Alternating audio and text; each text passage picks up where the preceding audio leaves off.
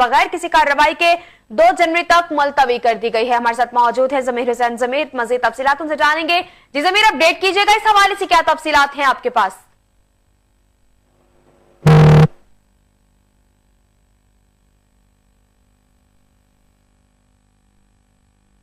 में आज intra party election commission में इंट्रा पार्टी इलेक्शन के हवाले से समाप्त हुई है और पाकिस्तान तहरीक इंसाफ की आखिरी जो मौका दिया गया था इंट्रा पार्टी के हवाले से कहा गया था कि उसमें बेज़ाब्तियां की गई हैं, तो उसका जवाब तलब किया गया था इलेक्शन कमीशन की तरफ से। तो आज पाकिस्तान तहरीक इंसाफ ने उस पर जवाब जमा करवा दिया और आजम सवाती जो कि इलेक्शन करवा रहे थे पाकिस्तान इंट्रा पार्टी पाकिस्तान तहरीक इंसाफ के, उन्होंने आज जवाब जमा करवाया और जो चीफ जो कि इंटर पार्टी इलेक्शन के हवाले से सरदार रजा ने जवाब तलब कर रखा था। आज इलेक्शन कमीशन में इस केस की समाअत हुई है और बेंच मुकम्मल ना होने की वजह से केस की समाअत 2 जनवरी तक मुलतवी कर दी गई है। इलेक्शन हुआ था पाकिस्तान तहरीक इंसाफ का और इंट्रा पार्टी इलेक्शन के हवाले से यहाँ दरखास्त दायर की गई थी और कहा गया था कि रिकॉर्ड तलब किया जाए इंट्रा पार्टी इलेक्शन के हवाले से। तो आखिरी मौका दिया गया था पाकिस्तान तहरीक इंसाफ को इंट्रा पार्टी इलेक्शन के हवाले से जवाब इलेक्शन कमीशन में जमा करवाएं।